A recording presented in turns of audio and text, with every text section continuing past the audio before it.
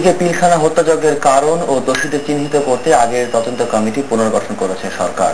11 সদস্যের এই কমিটির প্রধান সাবেক সচিব আনিসুজ্জামান খান। কমিটির সদস্যরা হলেন আইন সচিব, বিডিআর মহাপরিচালক, প্রধানমন্ত্রীর কার্যালয়, মন্ত্রিপরিষদ বিভাগ এবং 3 বাহিনীর প্রতিনিধি, পুলিশের অতিরিক্ত আইজি প্রশাসন এবং ঢাকা সেনা সদরের জাজ অ্যাডভোকেট জেনারেল।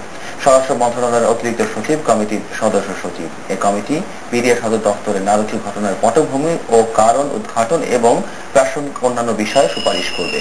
স্বরাষ্ট্র মন্ত্রণালয়ের যুগ্ম সচিব রাজনৈতিক প্রয়োজনীয় সাচিবী সহায়তা দেবেন। প্রয়োজনে যে কোনো কর্মকর্তাকে কমিটির সদস্য হিসেবে অন্তর্ভুক্ত করা যাবে। 1 সপ্তাহের মধ্যে রিপোর্ট দিতে বলা হয়েছে কমিটিকে।